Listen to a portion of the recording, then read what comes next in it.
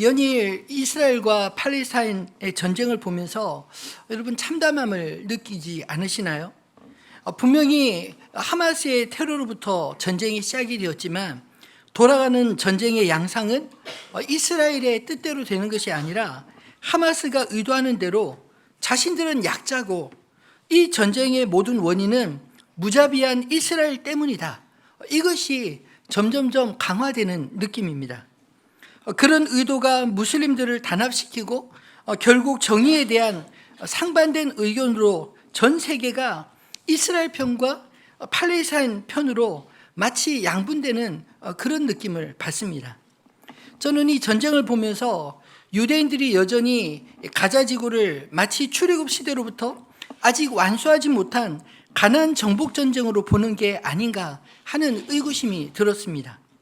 그들에게는 정치적으로 아주 혼란한 이때 국민을 단결시킬 명분이 필요했는데 공교롭게도 하마스의 도발로 전쟁의 명분을 얻었고 초막절의 대학살로 그들 역시 가자지구의 무자비한 공습을 할 수 있는 마치 면죄부를 얻은 것처럼 생각한 것은 아닌지, 눈에는 눈, 이에는 이를 외치는 이스라엘을 마냥 응원할 수만은 없는 것이 그 속에 정의를 외치는 그 속에 정의를 빙자한 다른 우상이 있지 않는지 근심스럽게 보입니다. 우리는 이번 특세를 통해 하나님을 떠난 인간이 그의 빈자리에 로맨틱한 사랑이나 혹은 재정적 형통이나 정치적 성공 등의 우상으로 채우고 있는 것을 보았습니다. 이런 가짜신은 어렵지 않게 눈에 금방 띌 수 있습니다. 그런데 우리에게 영향을 깊이 미치면서도 더 깊이 숨어있는 우상은 우리가 인지하지도 못한 채 우리의 삶의 일부가 되어 버린 문화와 종교의 우상이 아닐까요? 오늘 본문에서 우리는 니느웨가 망하기 간절히 원했던 선지자, 사심이 가득한 복음 전도자를 목격하게 됩니다. 3장까지 우여곡절은 있었으나 요나는 하나님의 거부할 수 없는 명령을 준행하기 위해 사흘 길을 가야 하는 니느웨 땅을 하루 만에 지나가며 하나님의 복음을 전했습니다. 그 결과가 어땠을까요? 요나서 3장 5절로 10절 말씀을 한번 같이 읽어볼까요? 니느웨 사람들이 하나님을 믿고 금식을 선포하고 높고 낮은 자를 막론하고 굵은 베옷을 입은지라. 그 일이 니느웨 왕에게 들림에 왕이 보좌에서 일어나 왕복을 벗고 굵은 베옷을 입고 제위에 앉으니라. 왕과 그의 대신들이 조서를 내려 니느웨에 선포하여 이르되 사람이나 짐승이나 소떼나 양떼나 아무것도 입에 대지 말지니 곧 먹지도 말 것이요 물도 마시지 말 것이며 사람이든지 짐승이든지 다 굵은 베옷을 입을 것이요 힘써 하나님께 부르짖을 것이며 각기 악한 길과 손으로 행한 강포에서 떠날 것이라.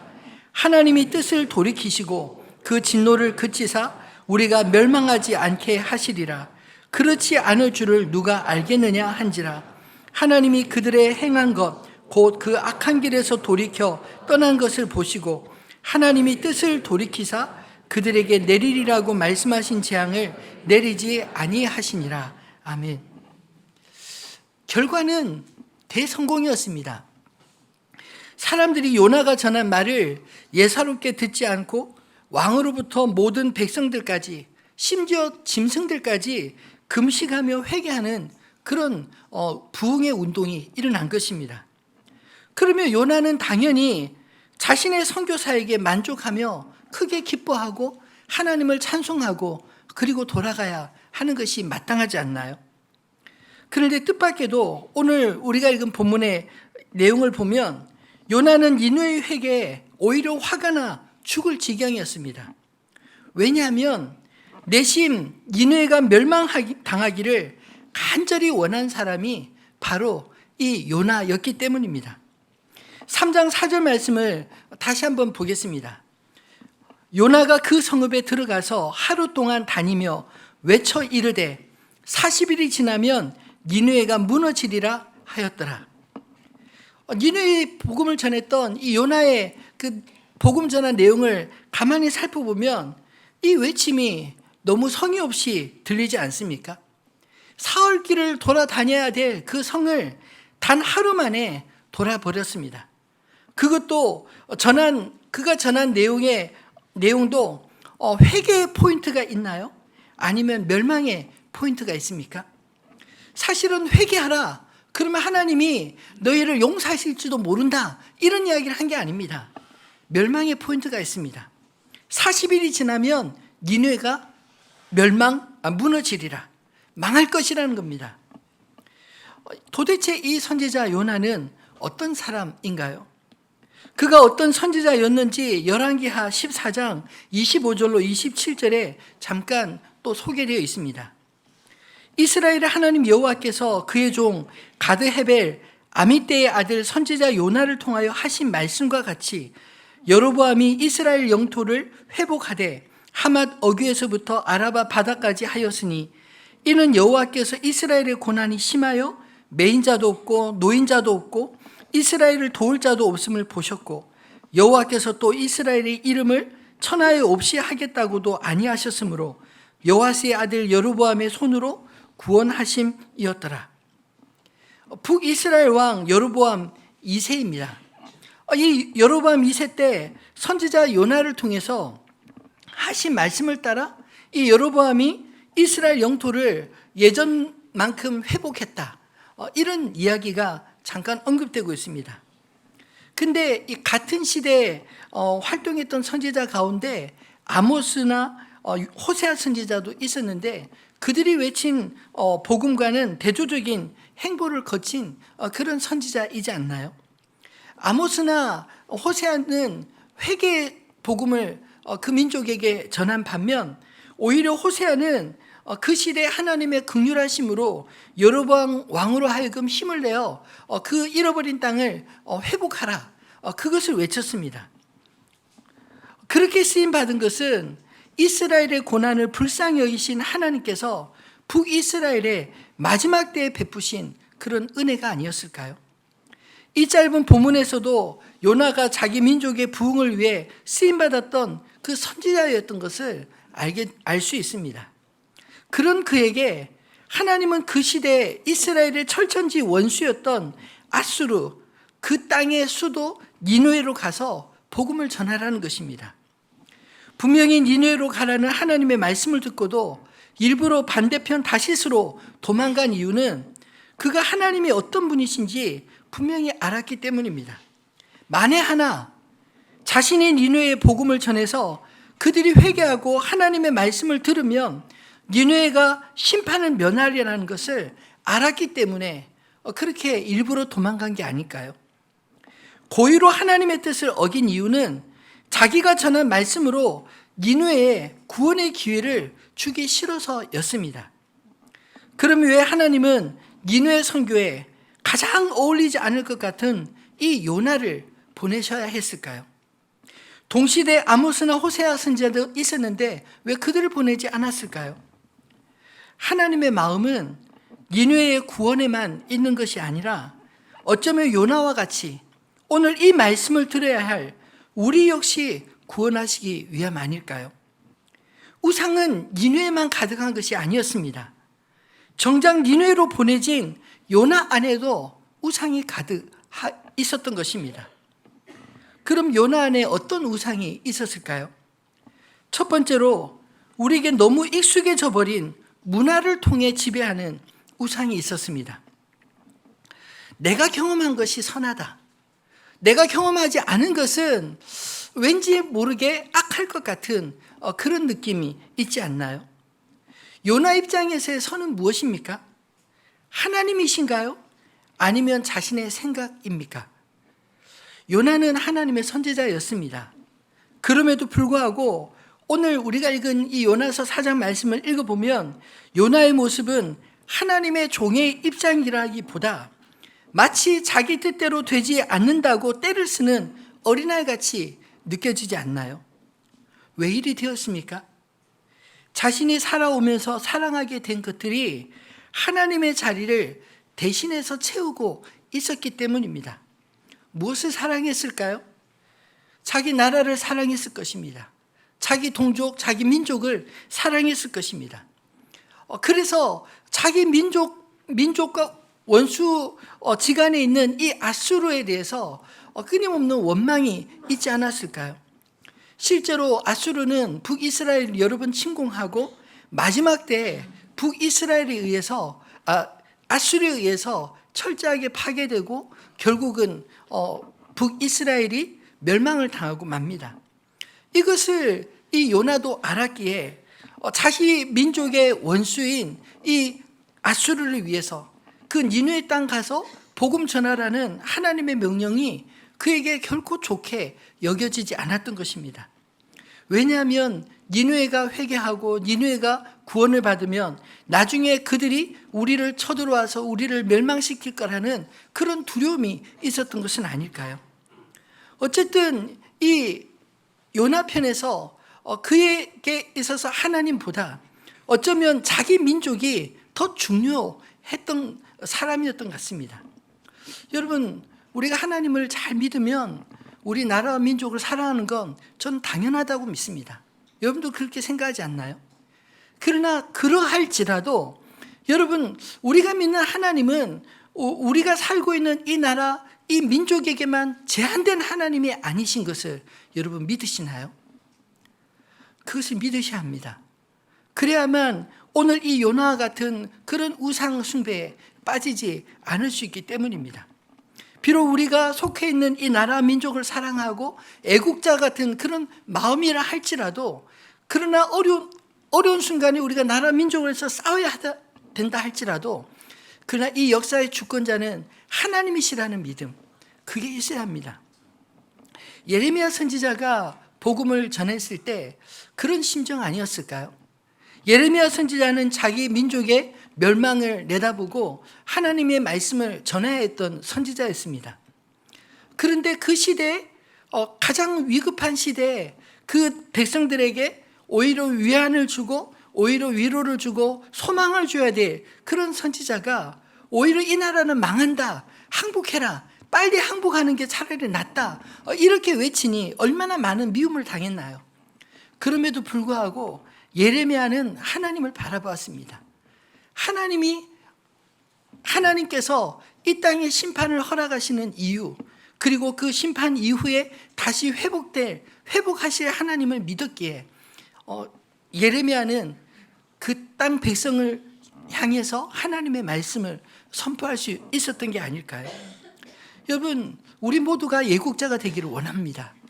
그러나 이 애국이라는 것 자체가 우상이 되어버리면 여러분, 우리도 태극기 부대와 다를 바가 하나도 없지 않을까요? 우리의 신앙은 전능하신 하나님을 향한 온전한 믿음을 가져야 될 줄 압니다. 이 역사의 주권자가 하나님이시고, 그리고 이 역사의 주권하에 있는 이 나라와 민족이 만약 하나님을 떠나고 우상을 숭배하면 하나님께서 얼마든지 심판하실 수 있다라는 두려움을 우리가 가져야 되지 않나요? 그래서 옆에서 잘못하고 있으면 하나님의 말씀으로 권면하고 위로하고 회복을 위해서 간구해야 되지 않습니까? 그저 내가 속한 나라는 선하고 내 민족은 선하고 우리는 이겨야 하고 그리고 원수는 망해야 되고, 이런 이분법적인 사고방식이 바로 문화적인 우상인 것입니다. 이런 문화적인 우상은 은혜의 복음과 공존할 수가 없습니다. 왜일까요? 편견 때문입니다. 너와 나를 자꾸 구분짓고 나는 옳고 너는 틀렸다는 생각, 그것이 신앙이 되어버리면 그게 곧 우상인 것입니다. 그러나 하나님은 은혜로우신 분이심을 믿으시기 바랍니다. 선하신 하나님은 우리를 은혜로 바라봐 주십니다. 제가 신앙생활하면서 깨어지는 순간순간들을 가만히 묵상해 보면 이 나를 향한 하나님의 은혜가 정말 선물이었다는 것을 발견할 때였습니다. 무슨 말이냐면 내가 모태신앙이기 때문에 또 어떤 신앙생활을 얼마나 오래 했고 또 내가 무엇을 이루었고 이런 것들이 하나님 앞에서는 아무것도 아니라는 사실을 깨달을 때 통곡할 수밖에 없고, 그럼에도 불구하고 그런 나를 전적으로 믿어주시고 사랑하시고 기다려주시는 하나님을 만날 때 구원은 참으로 하나님의 은혜구나. 내가 잘나서 내가 열심히 해서 나의 선에 대한 보상으로 하나님의 구원을 주시는 게 아니구나. 이 사실을 전적으로 깨닫게 되었습니다. 여러분, 하나님의 뜻과 우리의 생각이 충돌할 때 우상이 드러나는 것 아시나요? 요나서를 읽으면서 우리가 요나의 생각과 하나님의 생각이 충돌할 때 요나 안에 있었던 숨겨진 우상들이 드러나는 게 보이지 않으시나요? 요나는 분명히 하나님의 뜻을 알았던 사람입니다. 2절과 3절 말씀을 같이 읽어볼까요? 여호와께 기도하여 이르되 여호와여, 내가 고국에 있을 때 이러하겠다고 말씀하지 아니하였나이까? 그러므로 내가 빨리 다시스로 도망하였사오니 주께서는 은혜로우시며 자비로우시며 노하기를 더디하시며 인애가 크시사 뜻을 돌이켜 재앙을 내리지 아니하시는 하나님이신 줄을 내가 알았음이니이다. 여호와여, 원하건대 이제 내 생명을 거두어 가소서. 사는 것보다 죽는 것이 내게 나음이니이다 하니. 요나가 무엇을 합니까? 하나님은 은혜로우시며 자비로우시며 노하기를 더디하시며 인애가 크사 언제든지 그 백성들이 뜻을 돌이키며 하나님 역시 뜻을 돌이켜 재앙을 내리지 아니하실 줄을 알았다. 이렇게 말합니다. 하나님은 멸망을 좋아하시는 하나님이 아닙니다. 심판을 좋아하시는 하나님이 아닙니다. 오히려 악한 자라도 회개하고 돌이켜 하나님 앞에 구원받기를 원하시는 하나님이신 줄 믿으시기 바랍니다. 그래서 요나는 그런 하나님의 속성을 알았기 때문에 니느웨로 가기 싫었던 겁니다. 혹시라도 니느웨가 회개하고 하나님이 내리시리라 하셨던 그 재앙을 내리지 않을까 봐, 그것을 피해갈까 봐 차라리 나 한 사람 죽는 게 낫지 그 니느웨가 사는 꼴은 보고 싶지 않았던 것입니다. 그래서 다시스로 도망갔는데 그런 다시스로 도망가는 요나를 하나님이 붙잡아 다시 컴백시키지 않나요? 풍랑을 일게 하시고 그리고 그 풍랑의 원인이 도망가는 자기 자신인 것을 제비뽑기에 들켜서 선원들에게 내가 나 때문에 이 진 풍랑이 왔으니 나를 바다에 던지라. 그래서 바다에 던졌더니 물고기가 삼켜서 물고기 뱃속에서 3일 동안 하나님 앞에 회개하고 그리고 다시 돌아간 곳이 니느웨였습니다. 그리고 그 니느웨에서 복음을 전할 때 그가 예상치 못한 부흥이 일어난 것입니다. 그러면 기뻐해야 되지 않나요? 하나님의 성품대로 역시 하나님은 악한 자라도 구원하기 원하시는 분이시군요. 이렇게 기뻐해야 마땅하지 않나요? 그런데 본문에 보면 전혀 그렇지 않습니다. 차라리 나를 죽이세요. 내가 사는 것보다 죽는 게 훨씬 낫습니다. 내가 차라리 죽어서 그 꼴을 안 보는 게 낫지. 아니 어떻게 악한 자들을 회개해서 다시 살려주십니까? 그들이 우리 민족을 멸망시키는 것을 하나님 그냥 바라보고 계십니까? 그러니 나는 그 꼴 보기 싫으니 차라리 죽겠습니다. 이렇게 말하고 있는 것입니다. 그런데 요나가 모르는 게 하나 있었습니다. 10절로 11절 말씀에 요나가 모르는 게 무엇이었을까요? 여호와께서 이르시되 내가 수고도 아니하였고 재배도 아니하였고 하룻밤에 났다가 하룻밤에 말라버린 이 박농쿨을 아꼈거늘 하물며 이 큰 성읍 니느웨에는 좌우를 분별하지 못하는 자가 12만여 명이요 가축도 많이 있나니 내가 어찌 아끼지 아니하겠느냐 하시니라. 여러분, 하나님은 이스라엘만의 하나님이 아니라 모든 생명의 하나님이신 것, 그것을 말씀하고 있지 않나요? 그가 살아오면서 자신의 문화 속에 갇혀 하나님도 자기 세계 속에 가두어 놓고 섬기려 하고 있었습니다.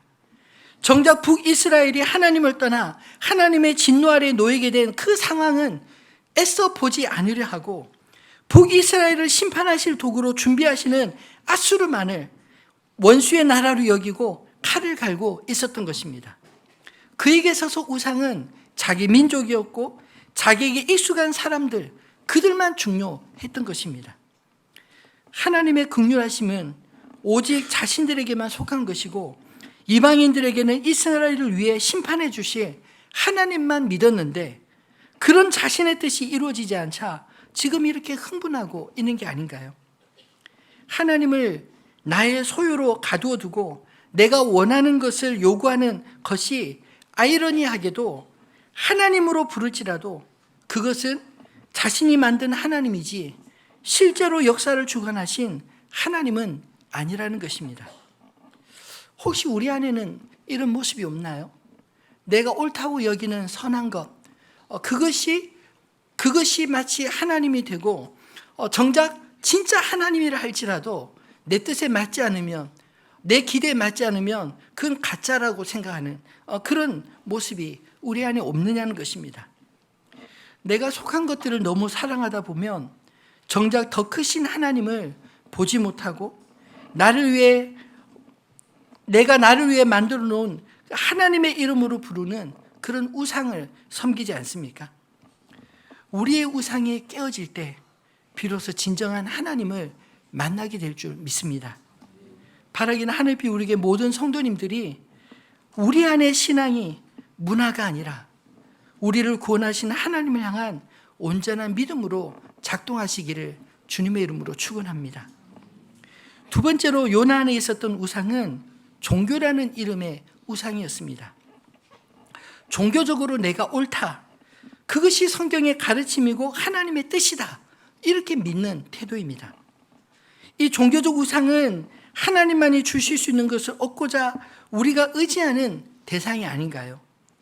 교리적 진리가 거짓 신의 지위로 격상하게 되면 마치 바리새인들처럼 그 당시에 율법을 지키기 위해서 율법을 만들고 자기들도 지키지 못하는 율법으로 끊임없이 사람들을 정죄하던 그런 바리새인과 같이 종교 공동체 안에도 얼마든지 우상 숭배가 널리 퍼질 수 있다는 것입니다.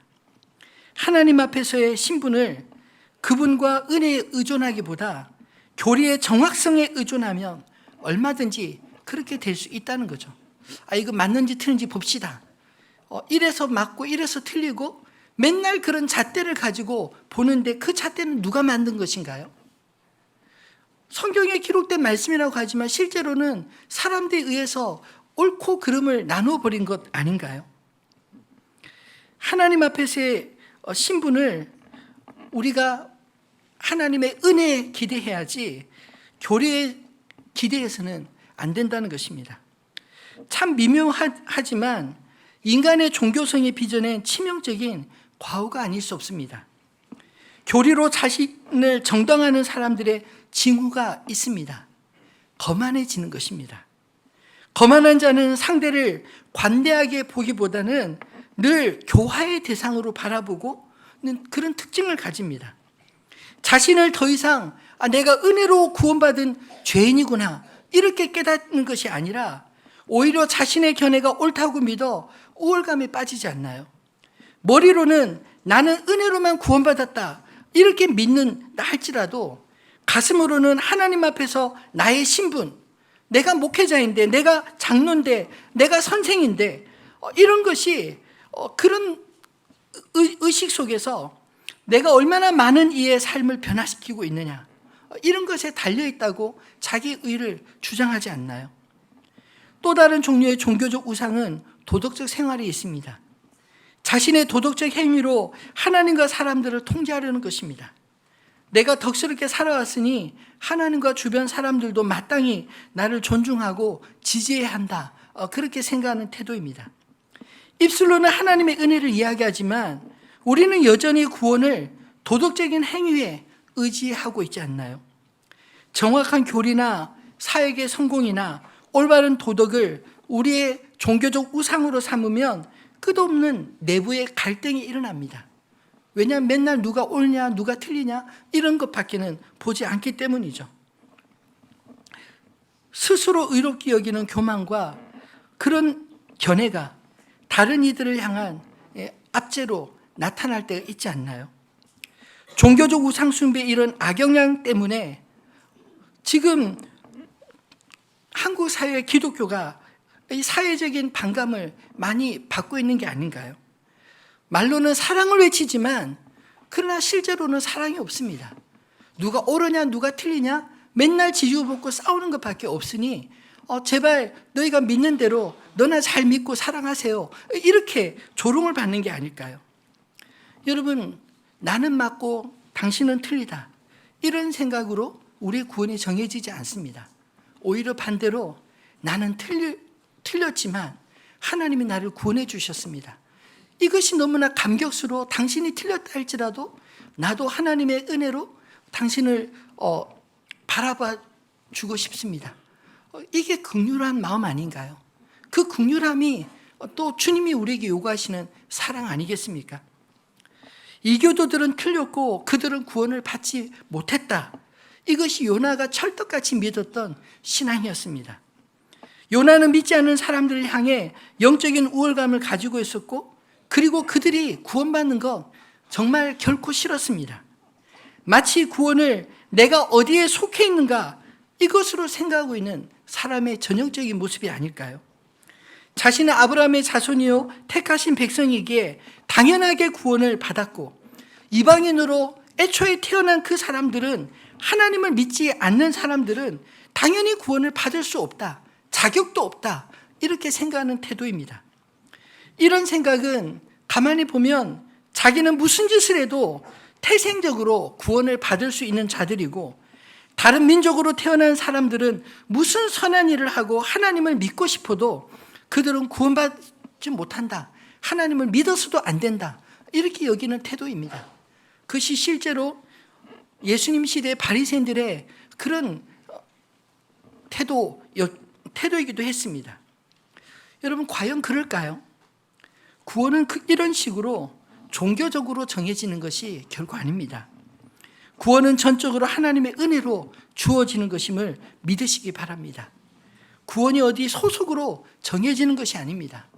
여러분, 개신교 안에도 장로교가 있고 침례교가 있고 감리교가 있고 순복음이 있습니다. 그 외에도 군소교단이 많이 있습니다.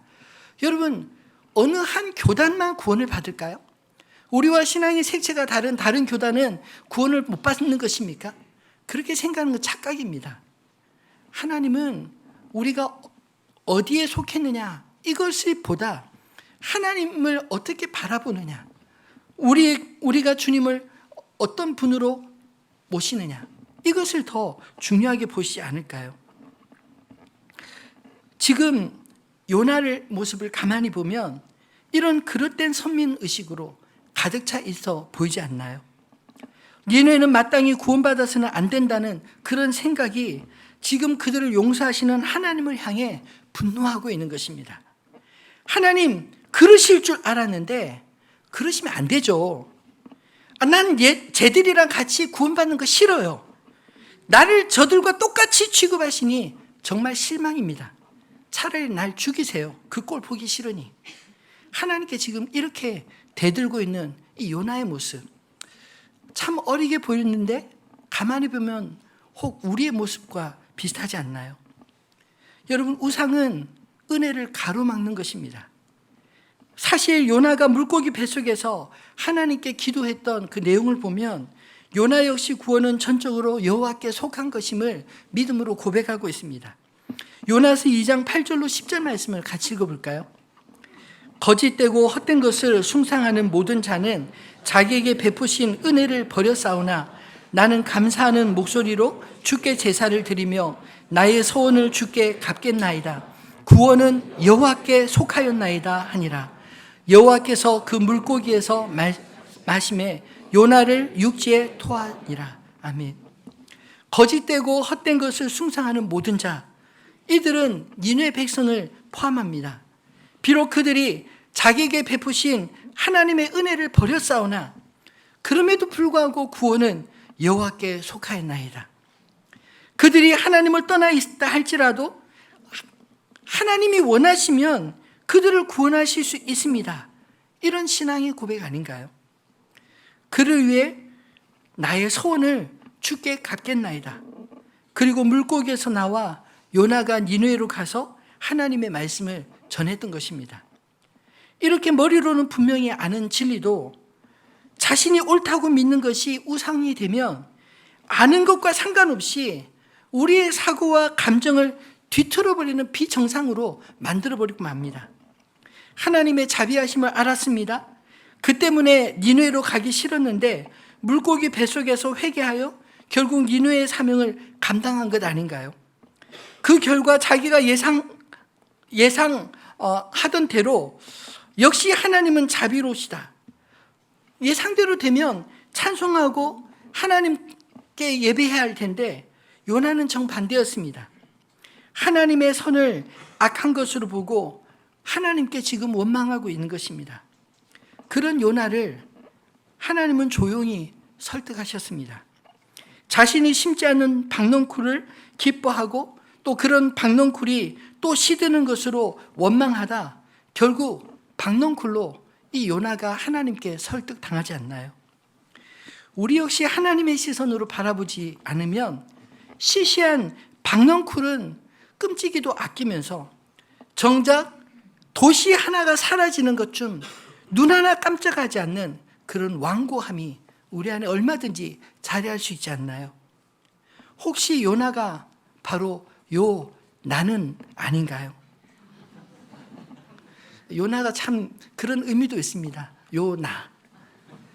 문화적인 우상, 종교적인 우상들이 정작 선하신 하나님을 악하다, 불평하지 않나요? 제발 그렇지 않기를 바랍니다. 하나님이 선하다 하시면 내 눈에 보기에 그렇지 않은 것 같아도 하나님 선하십니다. 이렇게 고백해야 합니다. 마치 베드로에게 하나님께서 환상 가운데 하늘에서 보좌가 내리고 그곳에 온갖 그 부정한 짐승들을 보여주시면서 잡아먹으라 할 때 이 베드로는 꺼림직해서 아니 저것들은 다 부정한 것들 아닙니까? 나는 어려서부터 부정한 것을 먹지 않았기 때문에 못 먹겠습니다. 이렇게 말을 하는데 하나님이 하늘에서 3번씩이나 그 환상을 보여주시면서 내가 선하다고 하는 것을 너도 선하게 여겨라 이렇게 말씀하십니다. 그리고 난 이후에 고넬료라고 하는 이방인 백부장의 집에 가서 그 이방인 가정에 복음을 전했더니 하나님께서 이방인들에게도 성령을 임하게 하시는 그런 은혜를 체험하고 비로소 그 환상이 그들이 과거에 멸시하던 혹은 하나님을 믿지 않기에 구원이 없다고 생각하는 그 이방인들에게도 이제 하나님의 구원이 임하였구나. 하나님이 얼마든지 그들을 구원할 수 있구나. 하나님이 우리는 불의하다 혹은 우리는 부정하다라고 생각하던 그들을 향해 하나님이 선하다 하시는구나. 이런 것을 깨닫게 된 것입니다. 여러분, 마찬가지로 하나님이 선하다 하시면 우리가 비록 과거에는 그렇지 못하다고 생각했다 할지라도 하나님이 선하다라고 말씀하시면 우리도 역시 하나님이 선하시기에 하나님이 선하다 하신 것을 선한 줄로 믿겠습니다. 이런 믿음의 태도가 있기를 주님의 이름으로 축원합니다. 말씀을 맺겠습니다. 요나는 억지로 다메섹으로 도망가다 풍랑을 만나고 물 위에 던져졌지만 그러나 예수 그리스도는 그분은 풍랑에 들어가지 않아도 될 분이시지만 우리를 구원하시기 위해 나 대신 풍랑에 들어가신 분이심을 믿으시기 바랍니다. 예수님은 자신을 기꺼이 요나에 비유하셨습니다. 요나는 좌우를 분별하지 못하는 수많은 니느웨 12만 명의 백성들이 망하는 것보다 자기 몸이 햇볕에 타는 것을 더 괴로워했던 그런 선지자이지 않았나요? 조국과 도덕적 독단을 우상처럼 사랑하느라 이방인들에 대한 긍휼함을 잃어버리고 말았습니다. 그는 온통 자기 민족, 자기 나라밖에 몰랐던 애국자일 수는 있으나 하나님의 선지자로서는 별로 온당치 못한 사람이었습니다. 그러나 하나님은 다르셨습니다. 요나에게 주시는 이 마지막 교훈에 일부러 요나와 하나님 자신을 이렇게 비유하고 있지 않나요? 그분이 요나에게 명하신 일은 자신의 안전지대와 안락을 떠나서 자신의 해칠지도 모르는 백성에게 가서 복음을 전하라는 것이었습니다. 요나는 그들에 대한 긍휼함이 없었지만 하나님은 강포한 그들조차 긍휼히 보셨습니다. 요나가 마다하는 일을 하나님은 어떻게 하셨나요? 몇 세기 후에 어떤 사람이 와서 자신을 요나라는 말씀으로 요나라고 하는 말씀으로 청중들을 놀라게 했습니다. 마태복음 12장 38절로 42절 말씀을 같이 읽어볼까요? 그때 서기관들과 바리새인 중 몇 사람이 말하되 선생님이여 우리에게 표적 보여주시기를 원하나이다. 예수께서 대답하여 이르시되 악하고 음란한 세대가 표적을 구하나 선지자 요나의 표적밖에는 보일 표적이 없느니라. 요나가 밤낮 사흘 동안 큰 물고기 뱃속에 있었던 것 같이 인자도 밤낮 사흘 동안 땅속에 있으리라. 심판 때에 니느웨 사람들이 일어나 이 세대 사람을 정죄하리니 이는 그들이 요나의 전도를 듣고 회개하였음이거니와 요나보다 더 큰 이가 여기 있으며 심판 때에 남방 여왕이 일어나 이 세대 사람을 정죄하리니 이는 그가 솔로몬의 지혜로운 말을 들으려고 땅끝에서 왔음이거니와 솔로몬보다 더 큰 이가 여기 있느니라. 아멘. 그분은 바로 예수 그리스도이십니다. 예수 그리스도는 이 땅에 오실 때 스스로 안전지대를 벗어나셨습니다. 환영해 주지 않는 백성들에게 자신의 생명을 맡기셨습니다. 첫 요나는 물고기 뱃속에서 죽지 않고 살아났지만 예수님은 실제로 십자가 위에 죽으셨다 사흘 만에 부활하셨습니다. 마가복음 4장에서 무서운 풍랑이 이를 때 예수님은 주무시고 계셨다가 깨우는 제자들을 위해 풍랑을 잠잠케 하셨습니다. 두 경우 풍랑이 일던 바다는 모두 하나님의 능력으로 잔잔해졌지만 잠잠해지고 그 안에 있었던 사람들은 목숨을 건지지 않나요? 그렇게 바람과 바다도 잠잠케 하시는 이가 십자가 위에 자신을 온전히 던져 죽으셨습니다. 우리의 죄악 때문에 마땅히 우리가 당해야 될 하나님의 모든 공의와 형벌을 주님이 대신 당하신 것입니다. 예수님이 그 끔찍한 십자가의 풍랑에 자신을 던지셨기에 우리가 대신 평화를 누리고 생명을 누리는 게 아닙니까? 예수님이 그러므로 그리스도 안에 있는 자들은 더 이상 어떤 풍랑도 두려워할 필요가 없습니다. 왜냐하면 이 땅의 그 어떤 풍랑이 내 목숨을 앗아갈 수 있다 할지라도 내 생명이신 그리스도에게서 나를 빼앗을 수 없기 때문입니다. 요나서의 마지막은 이렇게 질문으로 마쳐집니다. 11절 말씀을 다 같이 읽어볼까요? 하물며 이 큰 성읍 니느웨에는 좌우를 분별하지 못하는 자가 12만여 명이요 가축도 많이 있나니 내가 어찌 아끼지 아니하겠느냐 하시니라. 아멘. 이 말씀을 가만히 묵상해 보면 이런 내용 아닌가요? 너의 사랑도 나의 사랑과 같아야 되지 않겠니? 너밖에 모르는 그 우상 숭배에서 벗어나 이제는 나를 위해 죽어가는 영혼을 위해 살지 않겠느냐? 요나는 그 물음에 아무런 대답도 없이 이 글을 마칩니다. 이 책에서 요나의 반응을 기록하지 않은 이유가 무엇일까요? 우리도 우상의 노예가 되어 자신의 의견이 다른 사람들, 큰 도시에서 죽음으로 내몰리는 그 사람들보다 고작 내 필요를 채워주는 박넝쿨에 더 관심이 많은 사람들 아닌가요? 요나는 분명 이제 바뀐 태도로 살았을 것입니다. 왜냐하면 요나가 누군가에게 자신의 이 부끄러운 우상을 깨트려 주신 하나님에 대해 말하지 않았다면 아마 이 요나서는 결코 기록되지 않았을 것입니다. 이제는 요나가 하나님 앞에 대답해야 될 때가 아닌가요? 우리를 위해 스스로 요나가 되어주신 주님을 따라 날마다 자기를 부인하고 자기 십자가를 지고 주님을 따르는 저와 여러분 다 되시기를 우리 주님의 이름으로 축원합니다.